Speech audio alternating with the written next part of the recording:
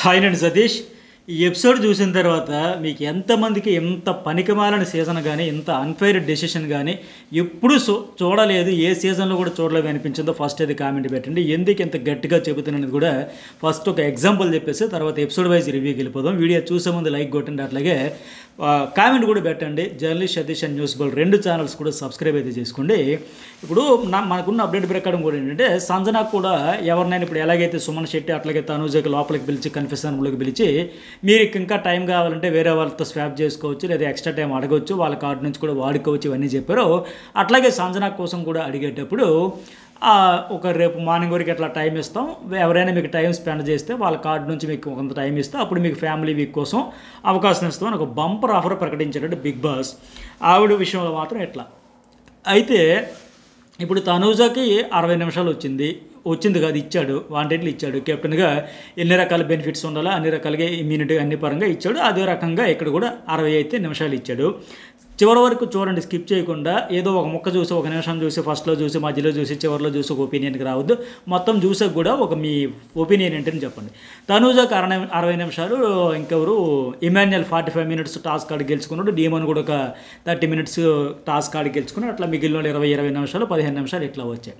అయితే సంజన కూడా ఇట్లాగే చెబుతాడు కదా, కానీ అది చెప్పాల్సి వచ్చేది ఎప్పుడు చెప్పాలి? ఫస్ట్ స్టార్టింగ్లో అందరికీ 15 నిమిషాల నుంచి 60 నిమిషాల వరకు ఎంతో కొంత సమయం అంటూ ఉంది, 100% ఉంది. సంజనాకి అసలు జీరో కనుక సంజనాకి అందరికంటే ముందు స్టార్టింగ్లో పిలిచి నీకు కూడా అవకాశం కావాలంటే, అంటే తనూజ సుమన్ శెట్టి కంటే ముందే పిలిచి అప్పుడు ఎవరినైనా అడగాలంటే అడుక్కో అమ్మ, వాడాలంటే వాడుకోవచ్చు, ఎవరినైనా రిక్వెస్ట్ చేసుకొని చెప్పుంటే అప్పుడు ఆ అమ్మాయి ట్రై చేసి ఉండేది ఖచ్చితంగా. ఇప్పుడు తనూజ 60 నిమిషాలు వాడుకున్నాక ఇప్పుడు పెట్టడం ఏంటి అంటే, ఎటు అందరికంటే ఆవిడకి ఎక్కువగా ఉంది కనుక, అవకాశం ఉంది కనుక ఒక 10 మినిట్స్ అయినా ఇస్తుంది కదా. అంటే అట్లా ఇవ్వకుండా మొత్తం ఆవిడ పరిపూర్ణంగా వాడుకోవాలి, ఇక్కడ సంజనాకి ఫేవర్ జరగకూడదు అనేదానికంటే తనూజకి ఒక నిమిషం కూడా తగ్గకూడదు, ఒక రోజంతా ఇచ్చేయాల్సింది కదా. ఇంకెందుకు, ఎంత అన్ఫేర్గా ఉందో కూడా చెప్పుకుందాం. పైగా ఆమెకు అట్లా ముందే సంజనాకి పెట్టుంటే 60 నిమిషాలు వచ్చింది, మిగతా అందరికంటే పోల్చుకుంటే చాలా ఎక్కువ వచ్చింది. సో టాస్క్ ఆడకుండానే వచ్చింది డైరెక్ట్గా. కెప్టెన్సీ బెనిఫిట్స్లో భాగంగా ఇది ఒక బెనిఫిట్ కింద ఇచ్చాడు. ఆవిడ ఇస్తుందా లేదా అనేది కూడా చూసేవాళ్ళు కదా ఆడియన్స్. ఎందుకంటే అక్కడ సంజన కెప్టెన్సీ డిసైడ్ చేసింది కూడా సంజనాయే. ఆ రోజు ఆ కత్తి పట్టుకున్న టాస్క్లో నిఖిల్ కాకుండా తనూజకి పెట్టుంటే టక్కన ఓడిపోయి ఉండేది. తనూజకి అది కృతజ్ఞత కాదు కదా, కనీసం మినిమం కన్సర్న్ కూడా లేదు, ఆ ఫీలింగ్ కూడా లేదు, ఏమాత్రం లేదు. పైగా నువ్వు చేసేది ఏంది, నేను ఆడి గెలిచిన మాదిరికి వెంట్రుకలకు తీసి పడేస్తూ ఉంది. కానీ పోనీ అదంతా పక్కన పెడితే, నిఖిల్కి పెట్టకుండా ఈమెకి పెట్టింటే ఓడిపోయి ఉండేది. అదంతా పక్కన పెట్టినా సరే ఈరోజు 60 నిమిషాలతో కంప్లీట్గా లీడ్లో ఉన్నావు కనుక, అందరికీ ఇంపార్టెంటే కనుక, ఆవిడ కనీసం జీరో ఉంది కనుక ఆవిడ ఇస్తుందా ఇవ్వదా అనేది అప్పుడు పెట్టుంటే బాగుండేది కదా. కానీ ఆమె ఆ 60 నిమిషాలు వాడుకున్నాక ఇప్పుడు ఎట్లా ఉంది, మిగతా వాళ్ళు లిస్టులో ఉండేవారికి 15 నిమిషాలతో పోల్చుకుంటే 4 రెట్లు ఉంది, ఆ 20 నిమిషాలతో పోల్చుకుంటే 3 రెట్లు ఎక్స్ట్రా ఉంది.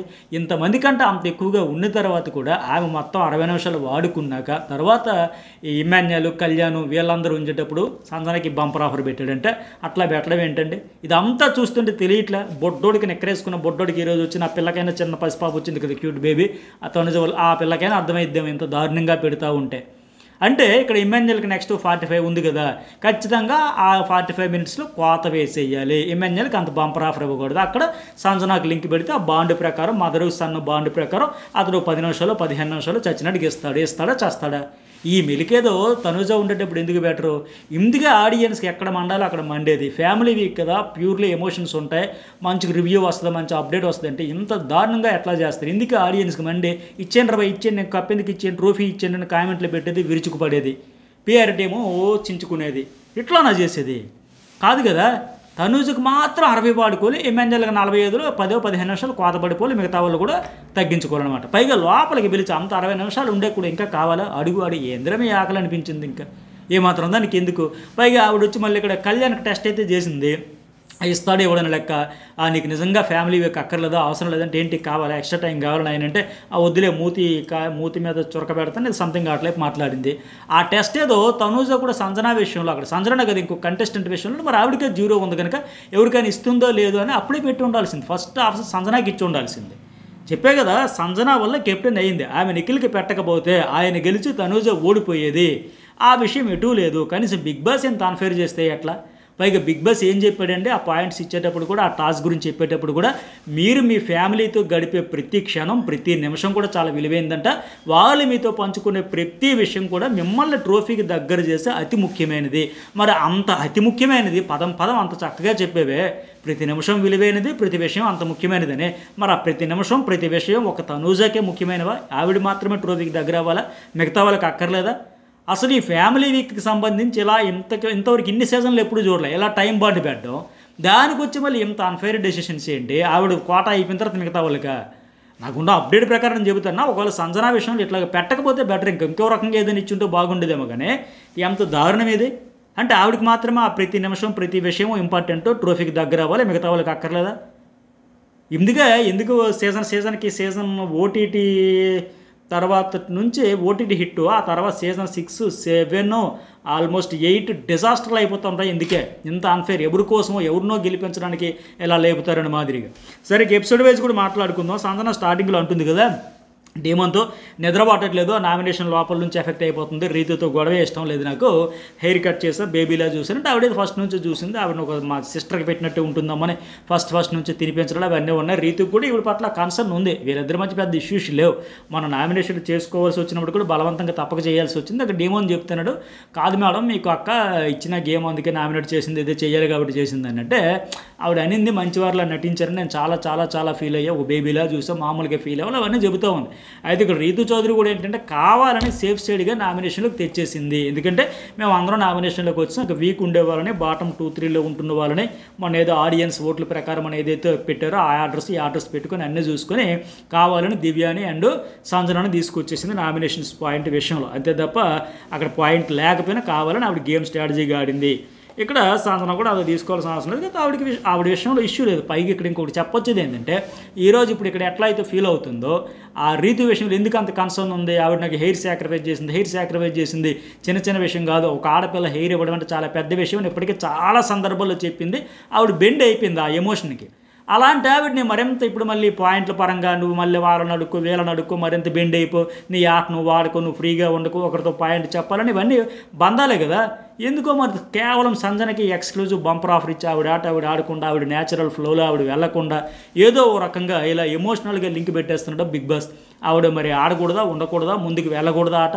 ఇప్పుడు ఈ రకంగా ఈరోజు రీతు ఎగ్జాంపుల్ చెప్పాం. మళ్ళీ రేపు పొద్దున్న పాయింట్స్ ఇచ్చేటప్పుడు వాళ్ళ విషయంలో మరొక ఇద్దరు అడిషనల్ అవుతారు. ఎంతమంది ఆవిడ కోసం టైం సాక్రిఫైస్ చేస్తే వాళ్ళకి. సరే, ఇక్కడ ఫ్యామిలీ టాస్క్ గురించి స్టార్ట్ అయ్యేటప్పుడు కూడా అట్లాగే ఈ టాస్క్ ముందు కూడా దివ్య వర్సెస్ సంజన గొడవలో ఎవరు రైట్ ఎవరు రాంగ్ అనేది కూడా కామెంట్ పెట్టండి. ఇక్కడ సంజన పాపం నేను ఆడాలి బిగ్ బాస్, నా ఫ్యామిలీ రావాలి, నేను ఎంత ఆడవాలంటే వీక్ అంతా ఆవిడ ఏడిపించి టీఆర్పీ పిండుకుంటారు. బట్ ఆవిడకి మాత్రం మిగతా హౌస్ మేట్స్ దయాదాక్షిణ్యాల మీద కంటెంట్ అనమాట, ఏమిది ఈ ఫ్యామిలీ వీక్ తెచ్చుకోవాలన్నమాట.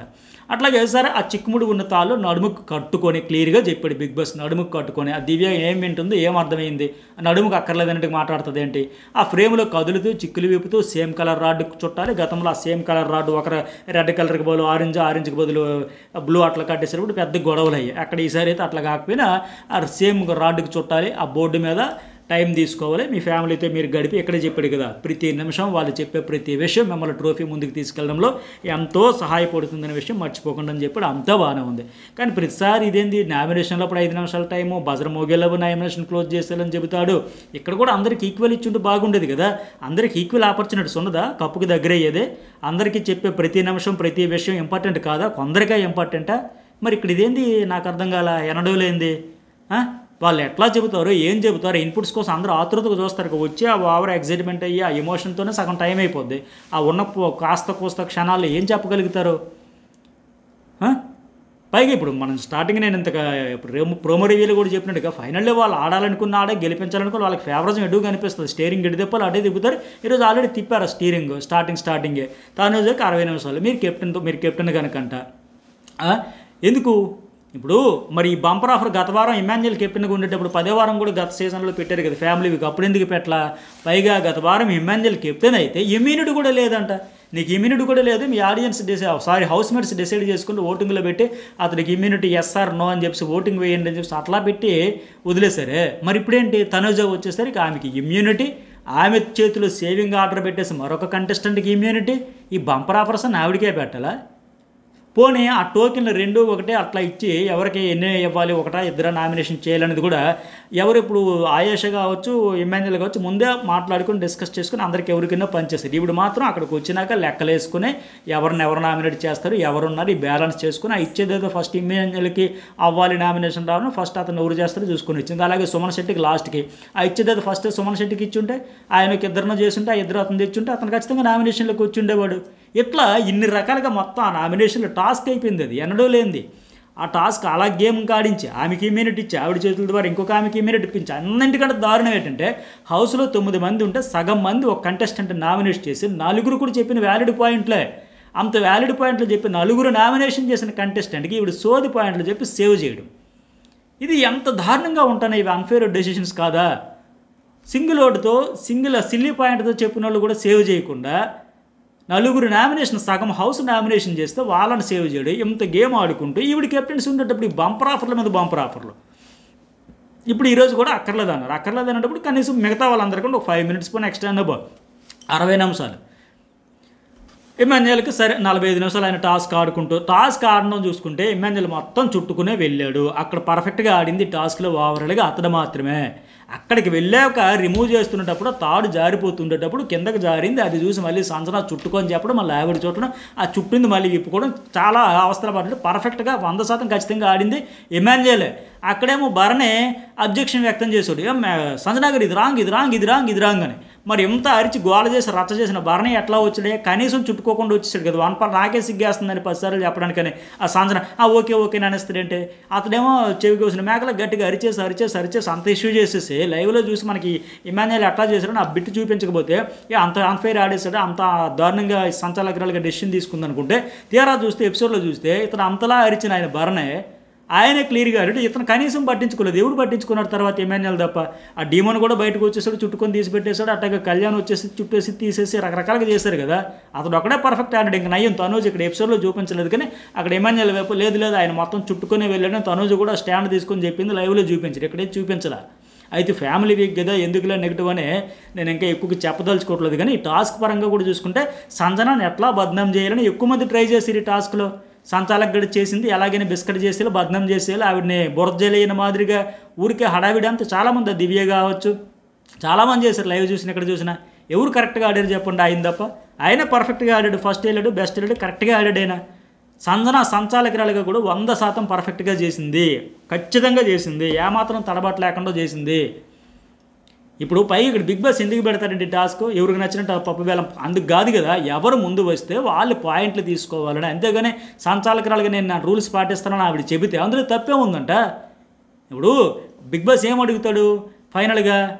ఆవిడేం చెప్పింది, ఓకే నేను సంచాలకురాలుగా నా రూల్స్ నేను పాటిస్తా, నాకు చెప్పిన గైడ్ లైన్స్ ప్రకారం నేను ఆడిస్తా, మీరు ఏం చేయాలని బిగ్ బాస్ అడిగి చూసుకుంటే అంత కరెక్ట్గా చెప్పింది. కళ్యాణ్ కూడా ఓకే అన్నాడు, ఓకే హ్యూమానిటీ ఇవ్వాలనుకుంటున్నాడు, అతనికి హెల్ప్ చేయాలనుకున్నాడు.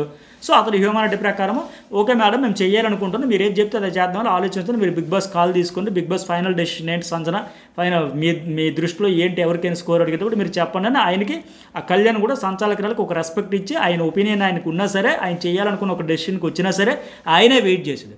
బట్ దివ్య ఎందుకు అది ఉత్తర అర్థం కాదు అంటే, తన వాళ్ళు అక్కడ భరణి కానీ సుమన కానీ ఉంటే ఆవిడకి ఏమైనా ఫోన్ కాల్ వచ్చేస్తే, వైబ్రేషన్స్ వచ్చేస్తే ఊగిపోతుంటుందా? నేను ఎందుకు రాంగ్ ట్రాక్లోకి వెళ్ళిపోద్ది ఇక్కడ?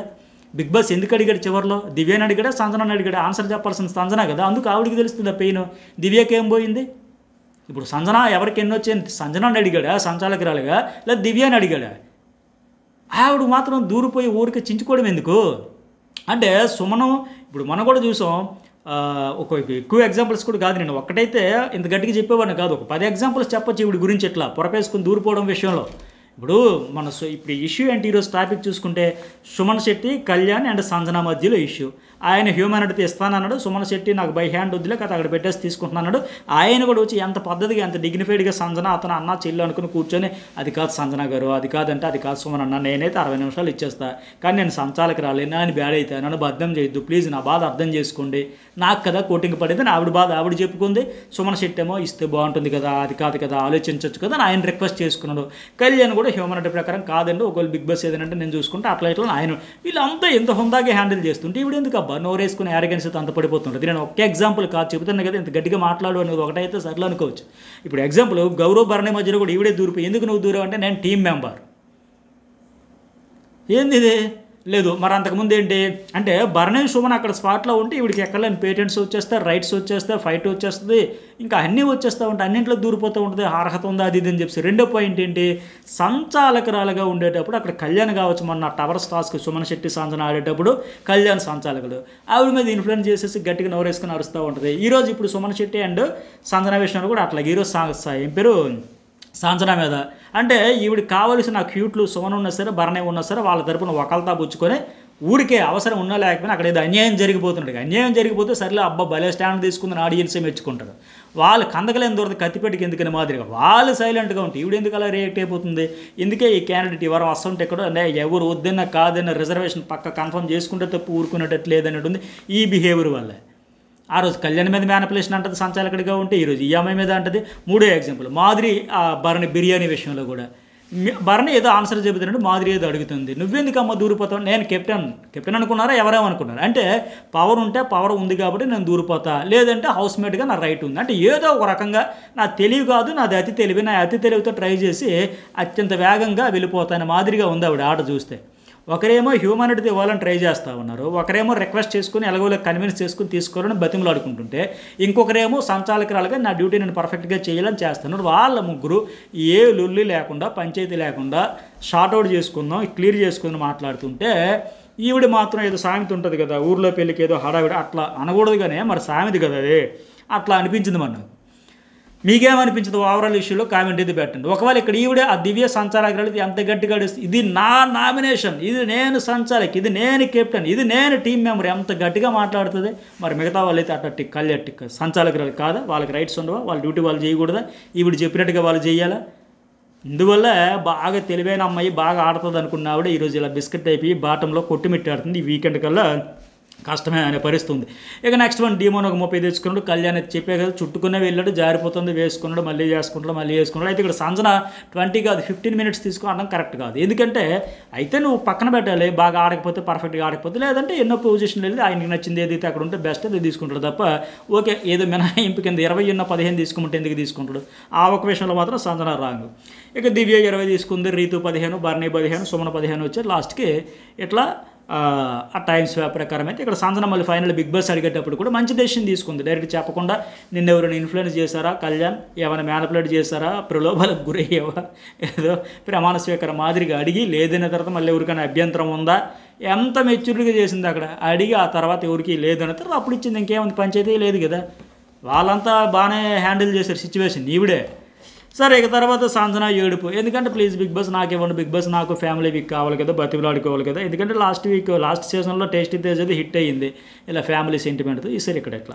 అలాగే సుమన్కి 16వ యానివర్సరీ అంట, వైఫ్ లెటర్ బాండింగ్ గురించి ఫుల్ ఎమోషను, ఆయన కన్ఫెషన్లోకి పిలిచి స్వాప్ చేసుకోవచ్చు, లేదా ఇంకా టైం కొంత తీసుకోవచ్చు, లేదా వాళ్ళ కార్డుతో చేసుకోవచ్చు, బంపర్ ఆఫర్లు అంటే సుమన్ వద్దన్నాడు. అందరికీ ఇంపార్టెంట్ బిగ్ బాస్ నాకైతే వద్దు అడగలేను, వాళ్ళని బాధ పెట్టలేను, మీరే ఇస్తే హ్యాపీ, చాలా మెచ్యూర్డ్గా హ్యాండిల్ చేశాడు, నాకు సరిపోతుందిలే నేను అడ్జస్ట్ చేసుకుంటే ఎవరిని బాధ పెట్టలేని అడిగే ధైర్యం కూడా నిజమే కదా, చాలా హుందాగా బిహేవ్ చేసాడు, ఆయన నాకు నచ్చిందని చెప్పే విధానం.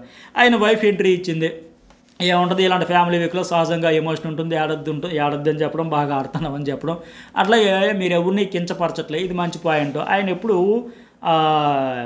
హార్ష్గా అన్నాడు కానీ, రఫ్ అండ్ టఫ్గా మాట్లాడిసింది కానీ, యారగెన్సీ బిహేవియర్ కానీ, మాట జారడం కానీ, తూరడం ఇట్లాంటివి ఏమి లేవు, మంచి పాయింట్ అది. ఇక తర్వాత సంజన గురించి మర్చిపోయి మీ ఆట మీరు ఆడుకోండి అంటే తొక్కలో కెప్టెన్ అంటే స్టార్టింగ్లో ఆడింది కదా, పట్టించుకోకండి, మీరు విన్ అయినా పర్వాలేదు, లేకపోయినా టాప్ 5లో టాప్ 2 టాప్ 3 ఏది ఉన్నా నాకు హ్యాపీ అని చెప్పేసింది. మెయిన్ సంజన గారితో ఇబ్బంది ఎప్పుడు అంటే ఫస్ట్లో అడ్డేదో పాయింట్ అదే సార్ అవన్నీ వదిలేసి లైట్ తీసుకొని చెప్పేసి, ఆ తర్వాత ఇంకా తనుజతో తగ్గించండి. ఏం నెగిటివ్ వస్తుందా అంటే నెగిటివ్ కాదు, హైప్, తనే హైప్ ఉంటుంది, తను ఎవరు హైప్లో ఉంటే వాళ్ళను మంచి చేసుకుంటుంది, కొంచెం జాగ్రత్తగా ఉండండి, ఎంత మంచిగా మాట్లాడినా నమ్మకండి, మీ పని చేసుకున్నాను ఒక ఇన్పుట్స్ అయితే ఇచ్చింది. ఎందుకంటే ఇది కరెక్టే, తనుజ ఏంటంటే ఆవిడకి ఎవరో ఒకరు సపోర్టర్ ఉండాలి, ఆవిడ ఎవరికి బాగుందంటే వాళ్ళ పక్కన అట్లా ఆవిడ పక్కన ఎవరో ఒకరు భరణి, ఒక మాధురి, ఒక ఇమాన్యుల్, ఒక కళ్యాణ్, ఒక రీతు, ఎవరో ఒకరు ప్రతి వారం వంతుల వారీగా ఆవిడ కోసం ఉంటారు. వాళ్ళని తన ఆటకు వాడుకోవడంలో, ఒక పావులు కదపడంలో స్పెషలిస్ట్ అని చెప్పొచ్చు. ఎమోషనల్గా ఏదో రకంగా సపోర్ట్ అయితే ఆవిడకి వస్తూనే ఉంది. ఆ హైప్ వల్ల ఆవిడకి ప్లస్ అవుతుంది, వీళ్ళకైతే మైనస్ అవుతూనే ఉంది. అట్లాగే అందుకే ఎంత బాగున్నా మీరేం పట్టించుకోకుండా మీ ఆట మీరు ఆడుకోండి అని చెప్పడం. అలాగే నెక్స్ట్ భరణితో బాండింగ్ ఉందని చెప్పేసి ఆ టాస్క్ ఏదో ఆడేసి వాళ్ళకైతే గెలుచుకుని వెళ్ళిపోయాడు.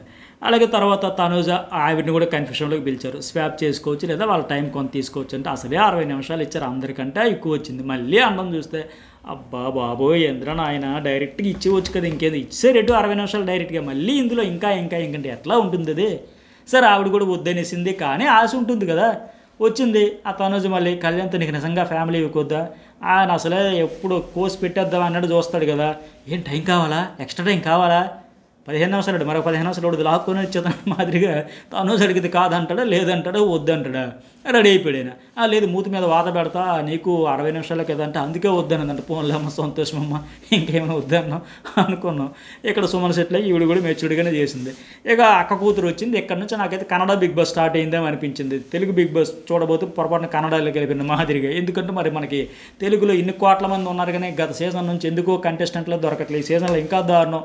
ఆ ఫైర్ స్ట్రోమ్లో వచ్చిన వాళ్ళలో ముగ్గురు నాన్ తెలుగు పీపుల్. అట్లాగే ఓవరాల్ సీజన్లో చూసుకున్న అసలు నాన్ తెలుగు పీపుల్ ఎక్కువ. గత సీజన్ నుంచి మనకి తెలుగు వాళ్ళకి ఎంట్రీ ఉండదా, కొరవద్దు అంతా లేకుండా పోయారు ఎందుకని.